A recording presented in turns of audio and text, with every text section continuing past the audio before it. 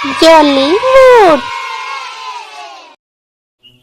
Australia புல்வெளிகளில் கனி என்ற ஒரு சிறிய கங்காரு வசித்து வந்தது. கனியை தவிர அங்கிருந்த அனைத்து கங்காருகளும் உயரமாகவும் வேகமாகவும் தாவி ஓடுவார்கள். ஆனால் கனி மட்டும் வேறுபட்டது.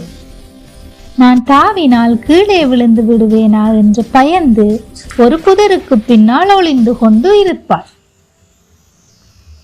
ஒரு நாள் கனி கோசி என்ற ஒரு குட்டி கோலாவை சந்தித்தாள். கோசி சிரித்துக்கொண்டு, எனக்கு குதிக்க தெரியாது, ஆனால் நான் மரமேறுவதில் வல்லவன் என்று சொன்னான். அதை கேட்ட கனி, உன்னை போல எனக்கும் ஒரு தனித்திறமை இருந்தால் நல்லா இருக்கும் என்று சிரித்தாள். ஒரு நாள் மற்ற கங்கார்கள் எல்லாம் வேகமாக குதித்து விளையாடி கொண்டிருந்தனர். அப்போது கனி தன் தாயின் பைக்கு பின்னால் ஒளிந்து கொண்டாள். அம்மா, குதிப்பது எனக்கு ரொம்ப பயமாயிருக்கு என்று கனி மெதுவாக சொன்னாள். தாய் கங்காரு அன்புடன் சிரித்து, கனி, தன்னம்பிக்கை இருந்தால் குதிப்பதும் வேடிக்கையாக இருக்கும் என்று சொன்னாள். அந்த நேரத்தில் திடீரென்று ஒரு பயங்கர சத்தம் கேட்டது. ஒரு காட்டு நாய் புல்வெளியை நோக்கி வந்து கொண்டிருந்தது. அனைத்து கங்காருகளும் துள்ளி குதித்து ஓடினார்கள்.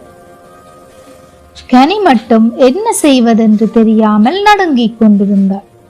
அப்போது கோசி ஒரு பெரிய மரக்கட்டையில் சிக்கிக் கொண்டான்.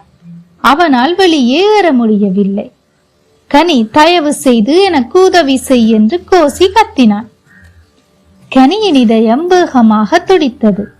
பயம் இருந்தாலும் நண்பனை காப்பாற்ற வேண்டும் என்று அவள் முடிவு செய்தாள். யோசிக்காமல் கனி குதித்தாள். 1, 2, 3 அவள் கோசியை நோக்கி தாவி தன் பலமான கால்களால் மரக்கட்டையை தள்ளி கோசியை பாதுகாப்பாக வெளியே கொண்டு வந்தாள். நீ குதித்து ஓடி வந்தாய் கனி என்று கோசி மகிழ்ச்சியுடன் கூச்சலிட்டான். அன்று முதல் கனி இனி விழுவதை பற்றி பயப்படவில்லை. அவள் புரிந்து கொண்டாள், தைரியம் என்பது பயமில்லாமல் இருப்பது அல்ல, பயந்தாலும் அதை எதிர்த்து முயற்சி செய்வதே உண்மையான தைரியம். அன்று முதல் கனியும் கோசியும் ஒன்றாக விளையாடினார்கள்.